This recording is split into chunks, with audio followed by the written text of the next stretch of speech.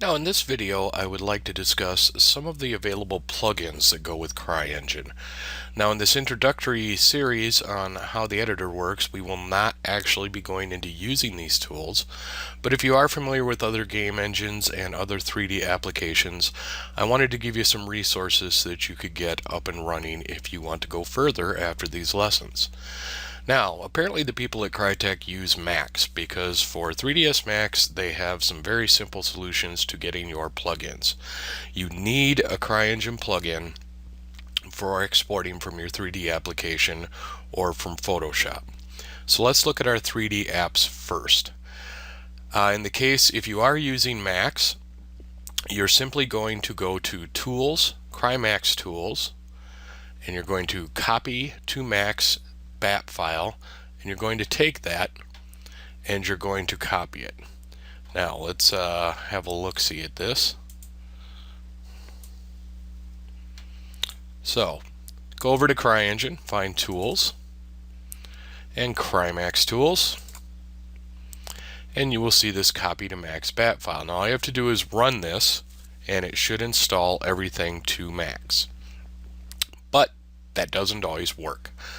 Most times it does, but occasionally it fails and you have to install manually.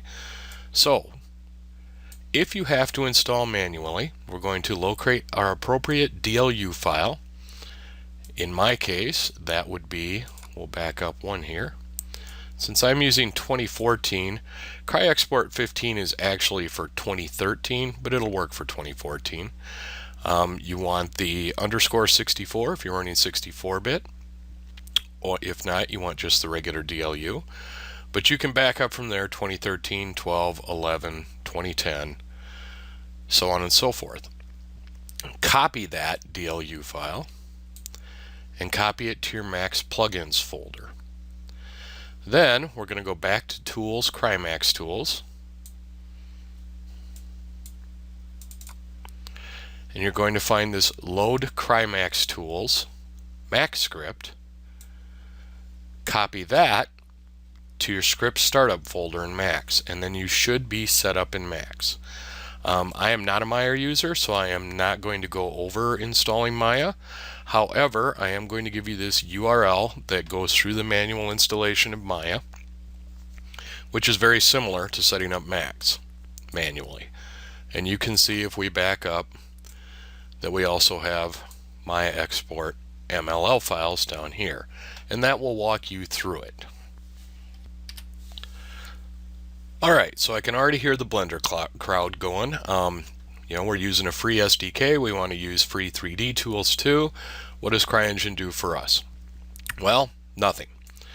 But the people at Blender, very wonderfully, let me grab this one and bring it over. People over at Blender Nation have created a Blender plugin. So here is the URL for that. You can go over there if you're a Blender user and you can get a plugin installed that will work for CryEngine. So thanks to the great people over at Blender Nation for creating that, since we do have a great many Blender users. Now shortly we'll be going into installing our plugins for Photoshop. I did find this crydev.net topic that shows a GIMP workaround. So if you don't have Photoshop and you're using GIMP, go research there and that will get you set up. Next, let's talk about installing that Photoshop stuff. Alright, Photoshop plugins. Now you're going to have to go find a few DLL files and also a Crytek plugin for CS4 is the latest one they have on there. But at any rate, let's take a look here. You're going to go into your CryEngine folder. Now oddly, even if you have a 64-bit system that you have Photoshop on, the files you want will be located in bin 32. So we'll open it up that and you will find a ton of files in there, and there's 3 of them you need. You need zlib, and you need libtiff, and you need JPEG 62. At any rate, I have copied these here so that you can refer to those when you hunt for them, and you're going to install that into your Photoshop root directory. And then lastly, we're going to find Crytek plugins CS4, So we'll come back out of bin 32.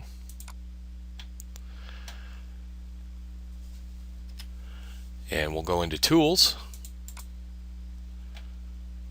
And where we found all of our Max and Maya stuff, we will find CryTiff in either 32 or 64, depending on which bit system you're using. And you're going to copy that to your plugins folder for Photoshop. And then you should be set up. The only difference you'll notice in Photoshop is when you go to save your TIFF files for textures, instead of just having an option to save it as a TIFF, you will also have an option to save it as a CryTiff. Now, the reason that is important is because CryTiff will not just save a TIFF.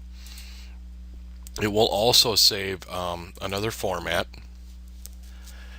that it can read in CryEngine and get better performance out of the texture. So you got to have that too.